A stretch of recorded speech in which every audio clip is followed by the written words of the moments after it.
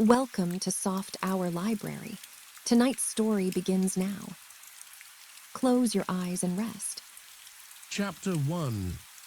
3 Invalids. Sufferings of George and Harris. A victim to 107 fatal maladies. Useful prescriptions. Cure for liver complaint in children. We agree that we are overworked and need rest. A week on the rolling deep, George suggests the river. Montmorency lodges an objection. Original motion carried by majority of 3-1. There were 4 of us, George, and William Samuel Harris, and myself, and Montmorency. We were sitting in my room, smoking, and talking about how bad we were. Bad from a medical point of view, I mean. Of course, we were all feeling seedy, and we were getting quite nervous about it. Harris said he felt such extraordinary fits of giddiness come over him at times, that he hardly knew what he was doing, and then George said that he had fits of giddiness too, and hardly knew what he was doing. With me, it was my liver that was out of order. I knew it was my liver that was out of order, because I had just been reading a patent liver pill circular, in which were detailed the various symptoms by which a man could tell when his liver was out of order. I had them all. It is a most extraordinary thing, but I never read a patent medicine advertisement without being impelled to the conclusion that I am suffering from the particular disease therein dealt with in its most virulent form. The diagnosis seems in every case to correspond exactly with all the sensations that I have ever felt. I remember going to the British Museum one day to read up the treatment for some slight ailment of which I had a touch, hay fever. I fancy it was. I got down the book and read all I came to read, and then, in an unthinking moment, I idly turned the leaves and began to indolently study diseases. Generally, I forget which was the first distemper I plunged into, some fearful, devastating scourge. I know, and before I had glanced half down the list of premonitory symptoms, it was borne in upon me that I had fairly got it. I sat for a while, frozen with horror, and then, in the listlessness of despair, I again turned over the pages.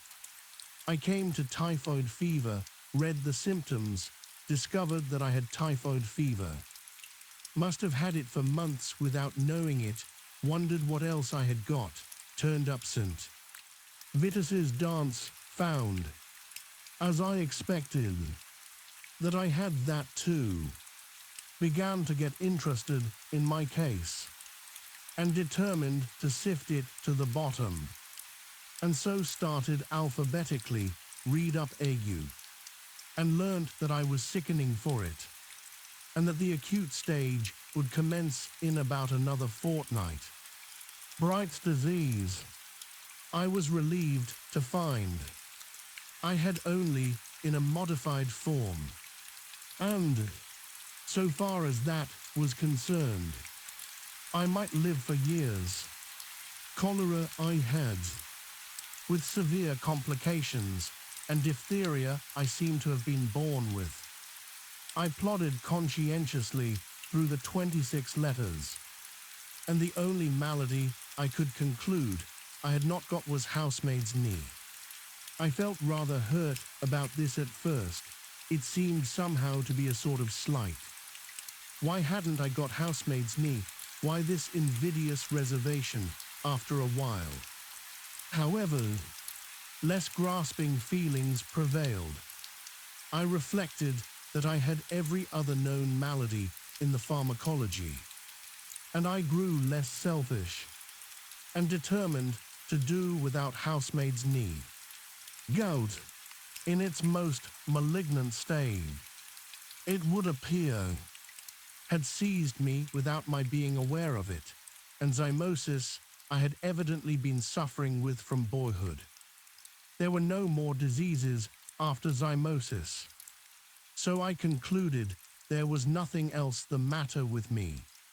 I sat and pondered. I thought what an interesting case I must be from a medical point of view. What an acquisition I should be to a class. Students would have no need to walk the hospitals. If they had me, I was a hospital in myself. All they need do would be to walk round me. And after that, take their diploma. Then I wondered how long I had to live. I tried to examine myself. I felt my pulse. I could not at first feel any pulse at all.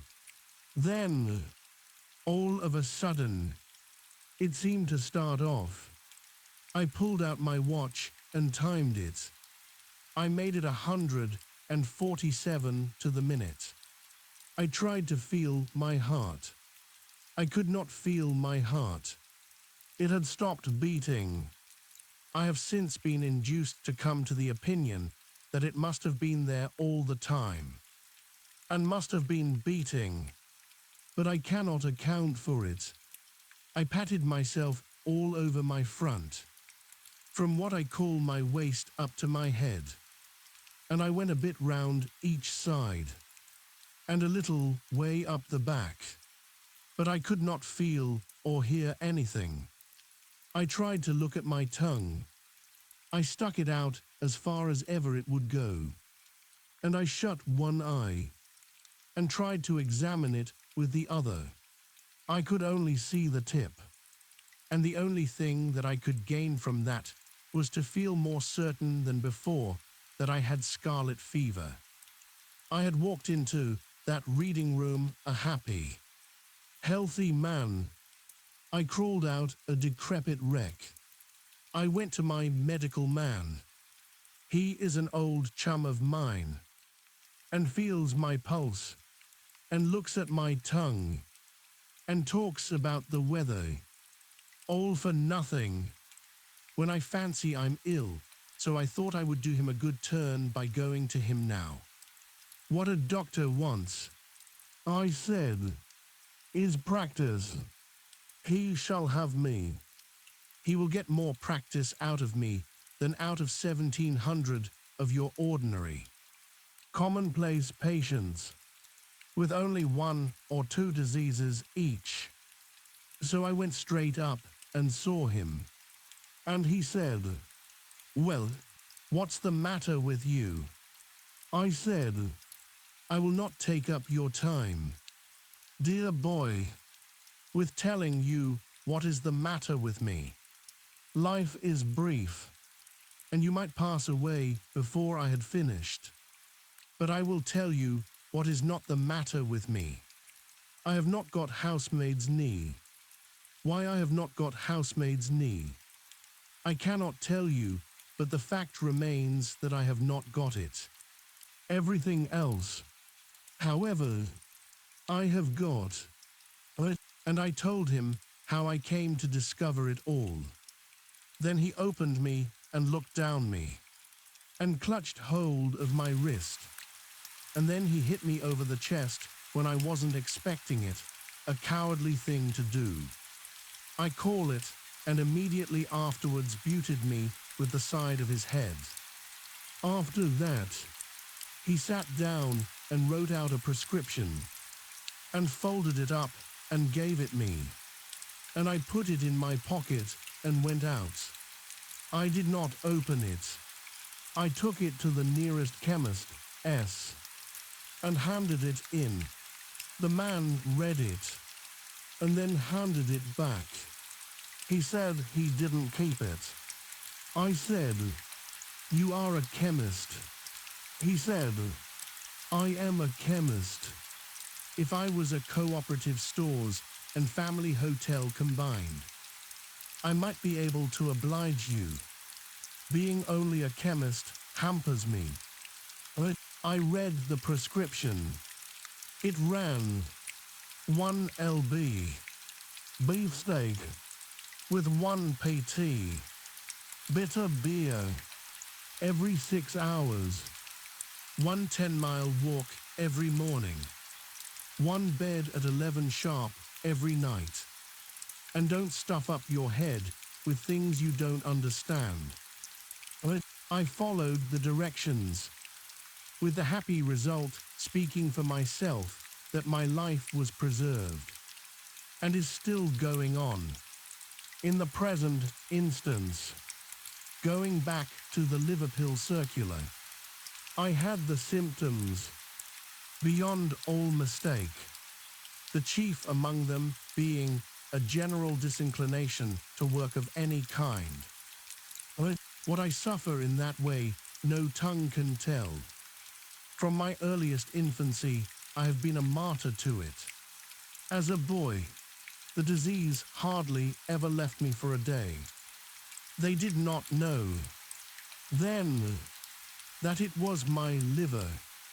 Medical science was in a far less advanced state than now, and they used to put it down to laziness. Why, you skulking little devil, you, they would say, get up and do something for your living. Can't you, not knowing, of course, that I was ill, and they didn't give me pills, they gave me clumps on the side of the head. And, strange as it may appear, those clumps on the head often cured me for the time being. I have known one clump on the head have more effect upon my liver, and make me feel more anxious to go straight away then and there, and do what was wanted to be done, without further loss of time, than a whole box of pills does now. You know, it often is so, those simple, old-fashioned remedies are sometimes more efficacious than all the dispensary stuff. We sat there for half an hour, describing to each other our maladies. I explained to George and William Harris how I felt when I got up in the morning, and William Harris told us how he felt when he went to bed, and George stood on the hearthrug and gave us a clever and powerful piece of acting, illustrative of how he felt in the night. George fancies he is ill, but there's never anything really the matter with him.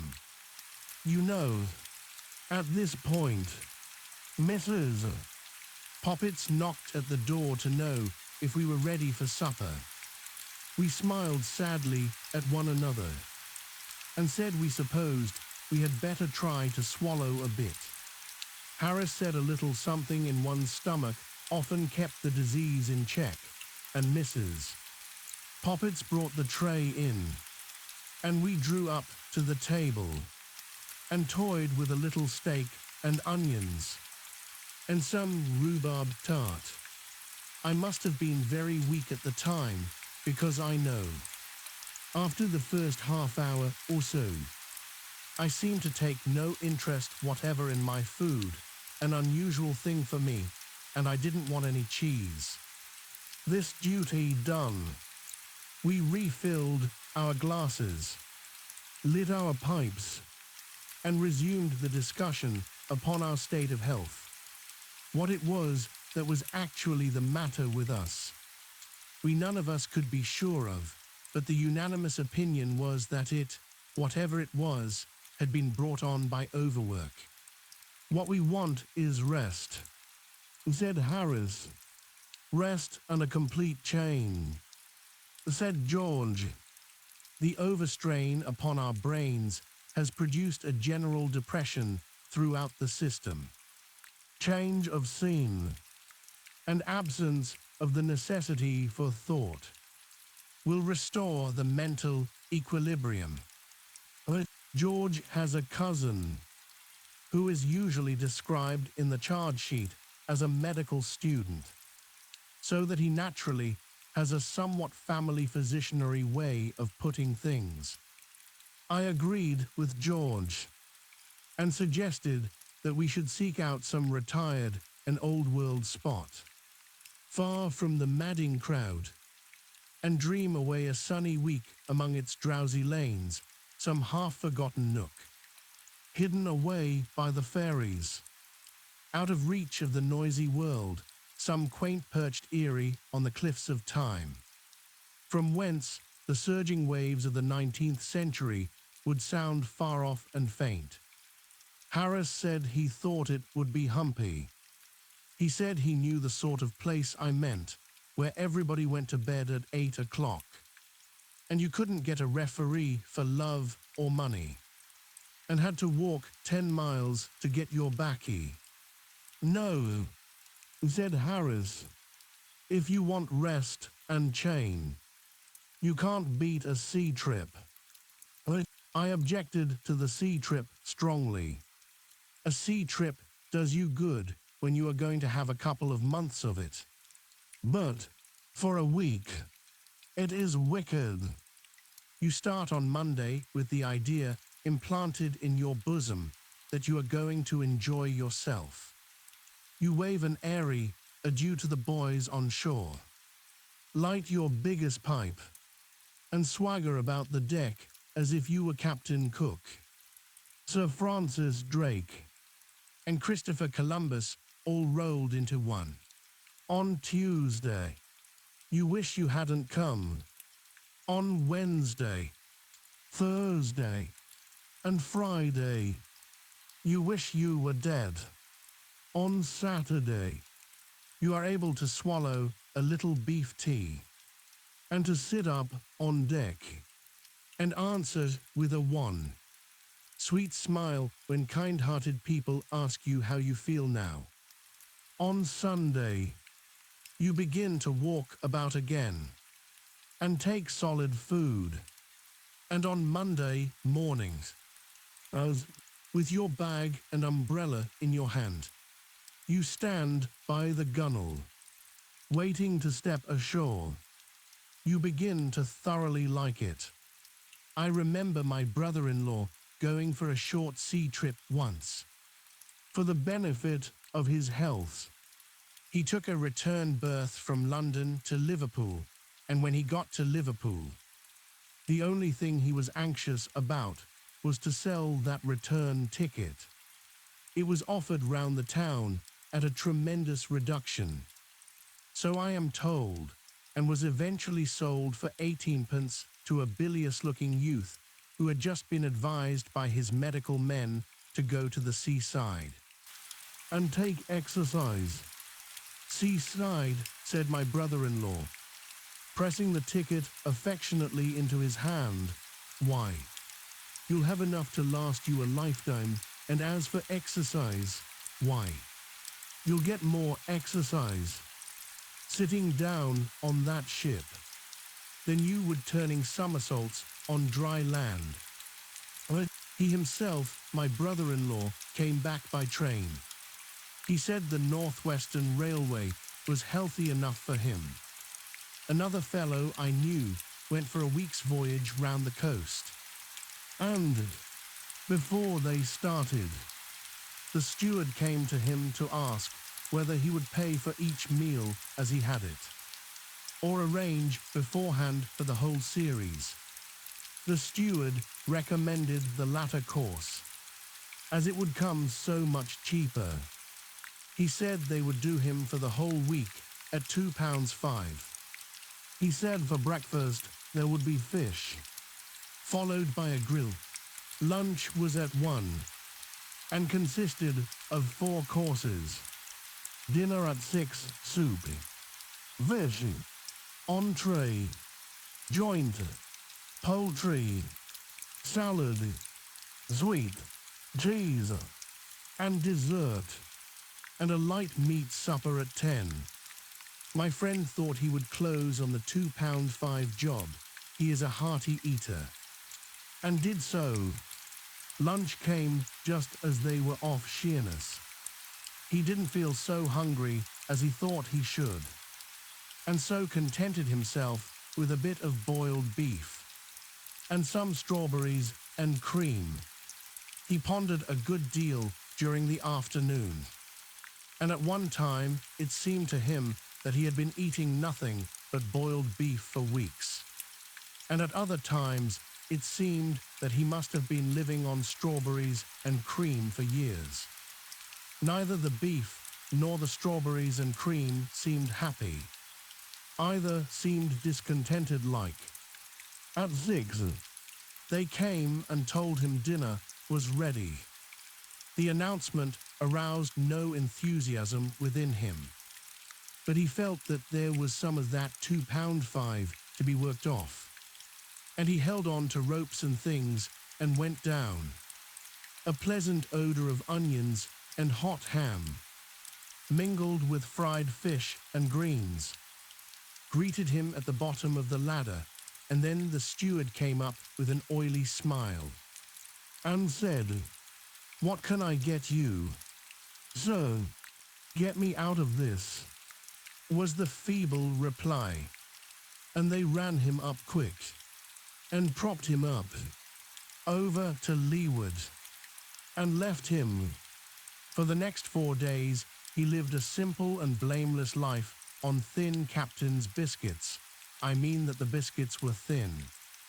Not the captain and soda water, but towards Saturday he got uppish and went in for weak tea and dry toast, and on Monday he was gorging himself on chicken broth.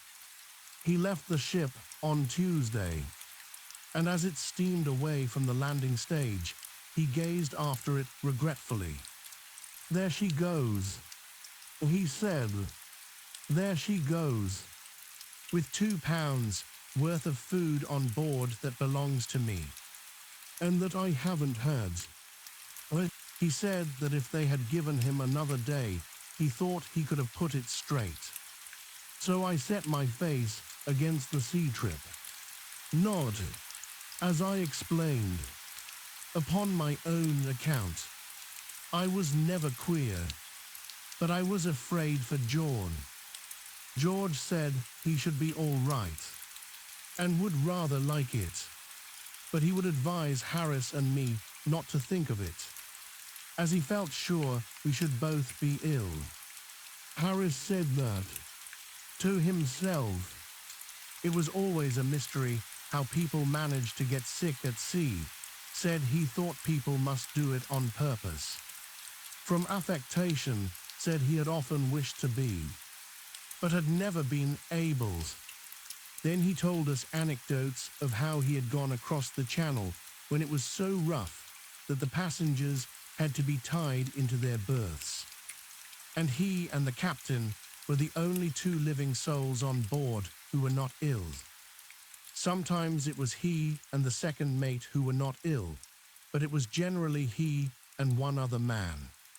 If not he and another man, then it was he by himself. It is a curious fact, but nobody ever is seasick on land. At sea, you come across plenty of people very bad indeed. Whole boatloads of them, but I never met a man yet, on land, who had ever known at all what it was to be seasick, where the thousands upon thousands of bad sailors that swarm in every ship hide themselves when they are on land is a mystery. If most men were like a fellow I saw on the Yarmouth boat one day, I could account for the seeming enigma easily enough.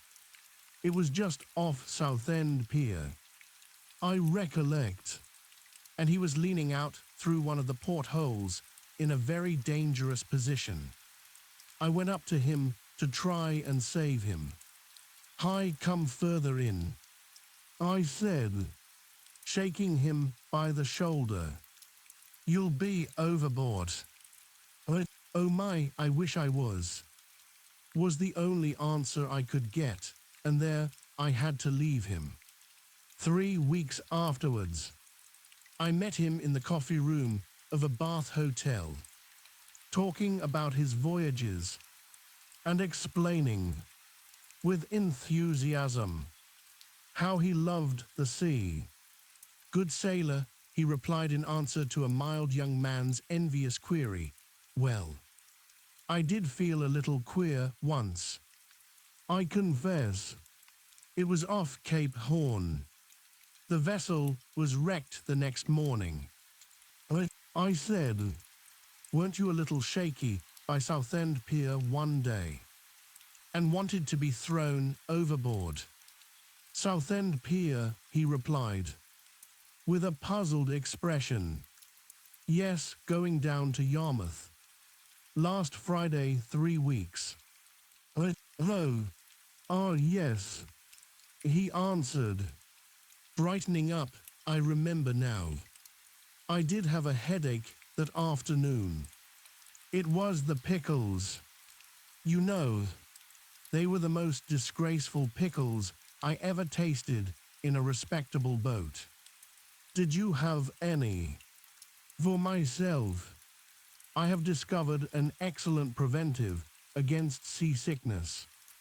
In balancing myself, you stand in the center of the deck, and as the ship heaves and pitches, you move your body about so as to keep it always straight. When the front of the ship rises, you lean forward till the deck almost touches your nose, and when its back end gets up, you lean backwards. This is all very well for an hour or two, but you can't balance yourself for a week." George said, "Let's go up the river." He said we should have fresh air, exercise and quiet. The constant change of scene would occupy our minds, including what there was of Harris's, and the hard work would give us a good appetite and make us sleep well.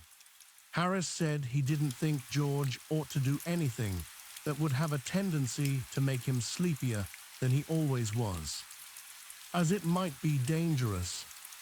He said he didn't very well understand how George was going to sleep any more than he did now, seeing that there were only 24 hours in each day, summer and winter alike, but thought that if he did sleep any more, he might just as well be dead, and so save his board and lodging.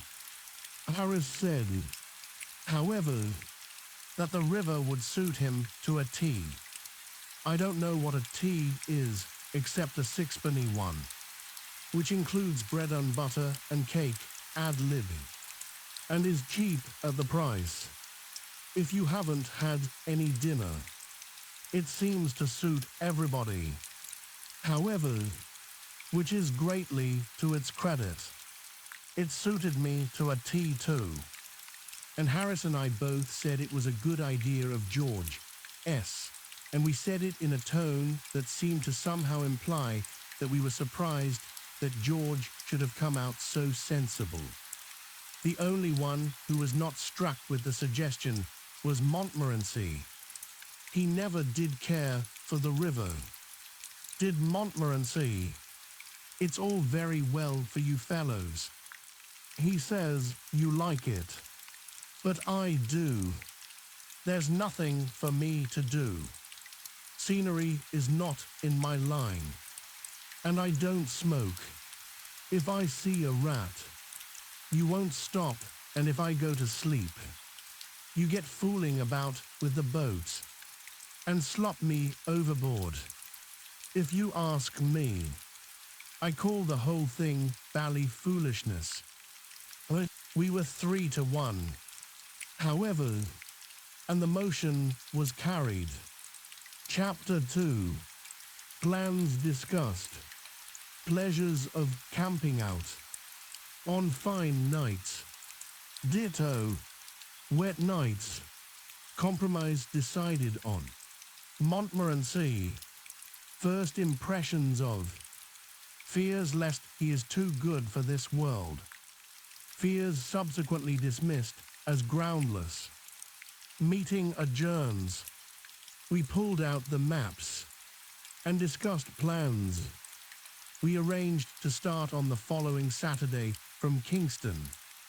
Harris and I would go down in the morning and take the boat up to Chertsey.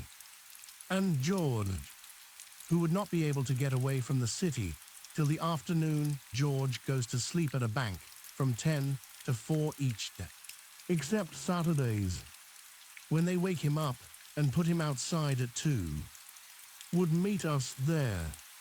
Should we camp out or sleep at inns? George and I were for camping out. We said it would be so wild and free, so patriarchal-like. Slowly the golden memory of the dead sun fades from the hearts of the cold. Sad clouds, silent, like sorrowing children. The birds have ceased their song, and only the moorhen's plaintive cry and the harsh croak of the corncrake stirs the awed hush around the couch of waters, where the dying day breathes out her last. From the dim woods on either bank, night's ghostly army, the grey shadows, creep out with noiseless tread to chase away the lingering rearguard of the light, and pass with noiseless, unseen feet above the waving river grass and through the sighing rushes, and night upon her sombre throne folds her black wings above the darkening world, and from her phantom palace, lit by the pale stars, reigns in stillness. Then we run our little boat into some quiet nook, and the tent is pitched, and the frugal supper cooked and eaten. Then the big pipes are filled and lighted, and the pleasant chat goes round in musical undertone, while, in the pauses of our talk, the river, playing round the boat, prattles strange old tales and secrets, sings low the old child's song that it has sung so many thousand years, will sing so many thousand years to come, before its voice grows harsh and old, a song that we, who have learnt to love its changing face, who have so often nestled on its yielding bosom, think, somehow, we understand, though we could not tell you in mere words the story that we listen to. And we sit there, by its margin, while the moon, who loves it too, stoops down to kiss it with a sister's kiss, and throws her silver arms around it clingingly, and we watch it as it flows, ever singing, ever whispering, out to meet its king, the sea till our voices die away in silence, and the pipes go out till we, commonplace, everyday young men enough, feel strangely full of thoughts, half sad, half sweet, and do not care or want to speak till we laugh, and, rising, knock the ashes from our burnt-out pipes, and say good night, and, lulled by the lapping water and the rustling trees, we fall asleep beneath the great, still stars, and dream that the world is young again, young and sweet, as she used to be ere the centuries of fret and care had furrowed her fair face, ere her children's sins and follies had made old her loving heart, sweet as she was in those bygone days when, a new-made mother, she nursed us, her children, upon her own deep breast, ere the wiles of painted civilization had lured us away from her fond arms, and the poisoned sneers of artificiality had made us ashamed of the simple life we led with her, and the simple, stately home where mankind was born so many thousands years ago. Harris said, "How about when it rained? You can never rouse Harris. There is no poetry about Harris, no wild yearning for the unattainable. Harris never weeps. He knows not why. If Harris's eyes fill with tears, you can bet it is because Harris has been eating raw onions or has put too much Worcester over his chop. If you were to stand at night by the seashore with Harris and say, "Hark, do you not hear? Is it but the mermaid singing deep below the waving waters, or sad spirits, chanting dirges for white corpses?" Held by seaweed, Harris would take you by the arm and say, "I know what it is. Old man, you've got a chill. Now, you come along with me. I know a place round the corner here where you can get a drop of the finest Scotch whiskey you ever tasted, put you right in less than no time." Harris always does know a place round the corner where you can get something brilliant in the drinking line. I believe that if you met Harris up in paradise, supposing such a thing likely, he would immediately greet you with, "So glad you've come. Old fellow, I've found a nice place round the corner here, where you can get some really first-class nectar."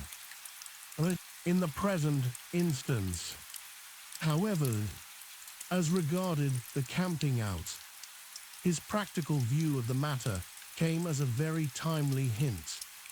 Camping out in rainy weather is not pleasant. It is evening. You are wet through, and there is a good 2 inches of water in the boat, and all the things are damp.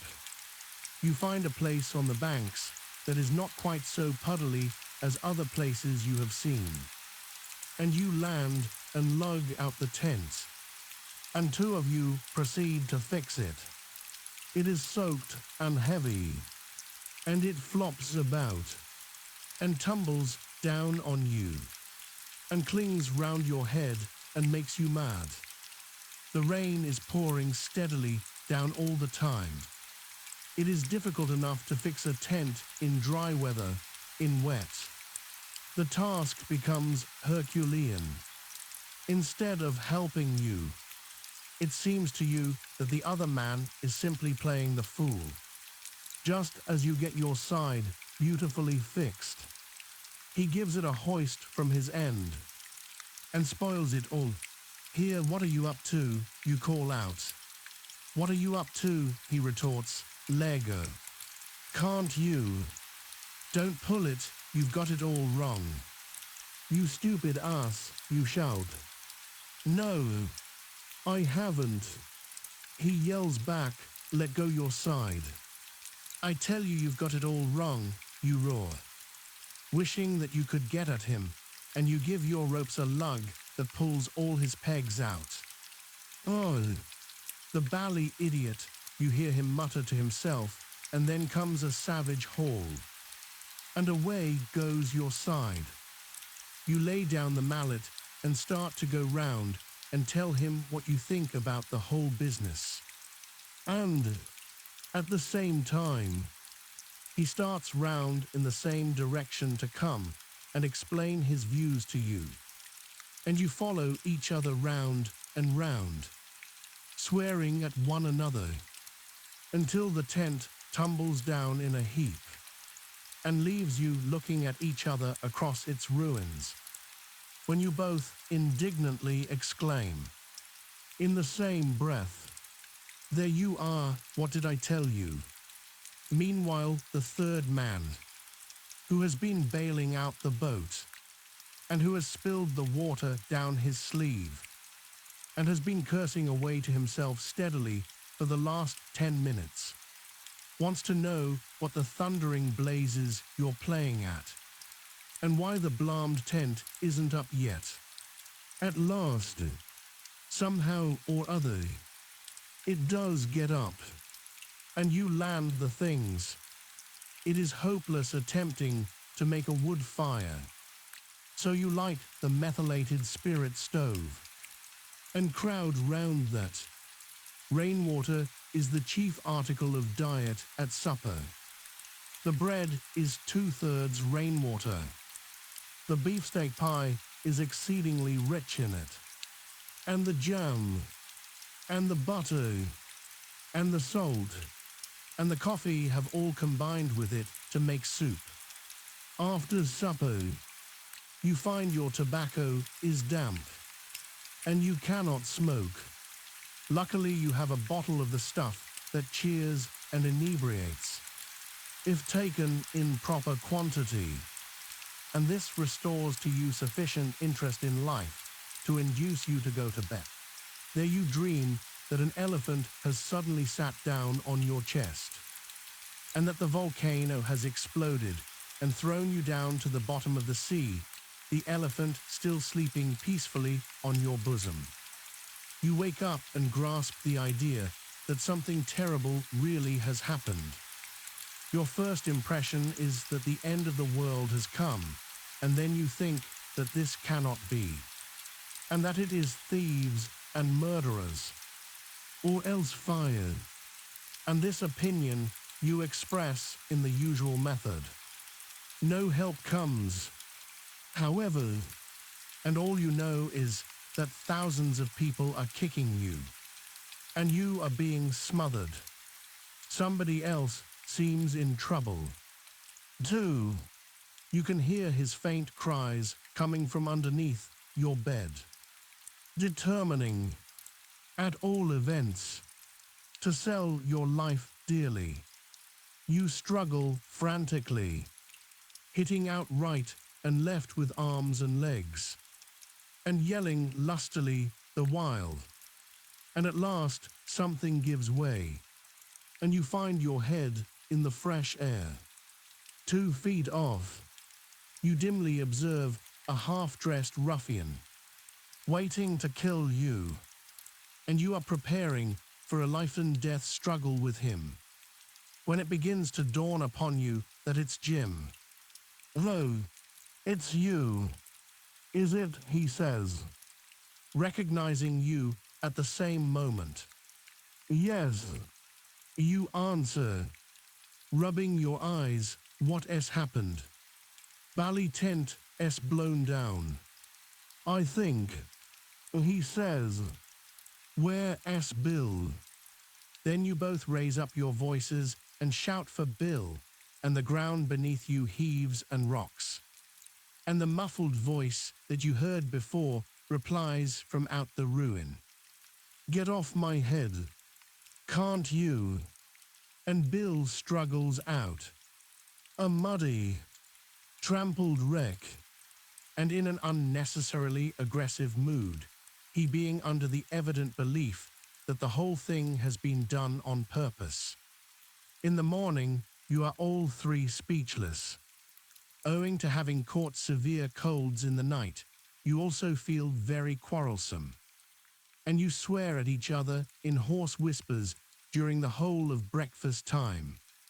We therefore decided that we would sleep out on fine nights and hotel it, and in it, and pub it, like respectable folks, when it was wet, or when we felt inclined for a change.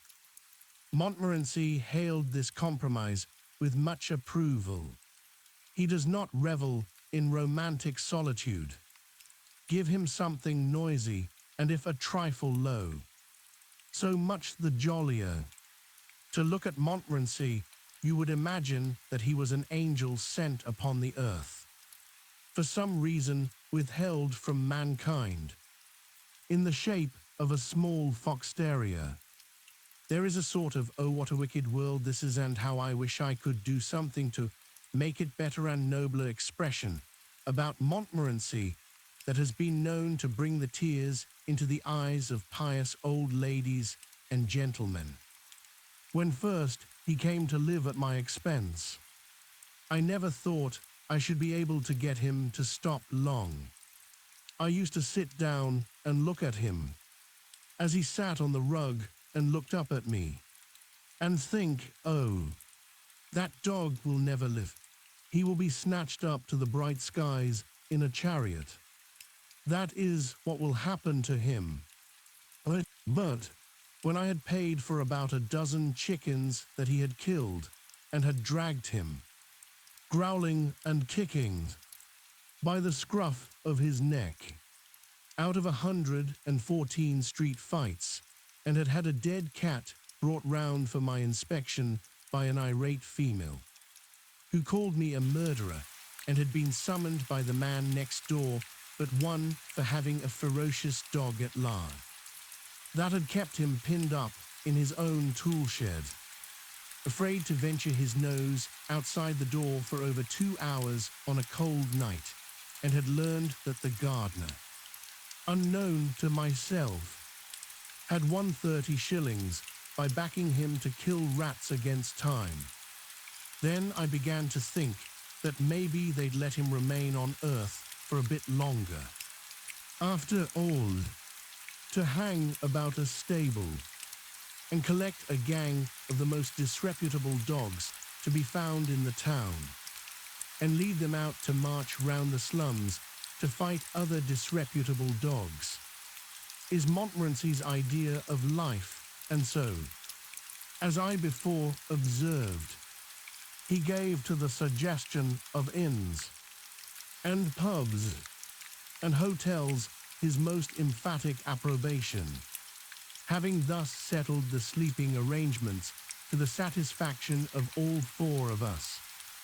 The only thing left to discuss was what we should take with us, and this we had begun to argue, when Harris said he'd had enough oratory for one night, and proposed that we should go out and have a smile, saying that he had found a place, round by the square, where you could really get a drop of Irish worth drinking. George said he felt thirsty. I never knew George when he didn't, and, as I had a presentiment that a little whiskey, warm, with a slice of lemon, would do my complaint good, the debate was, by common assent, adjourned to the following night, and the assembly put on its hats and went out.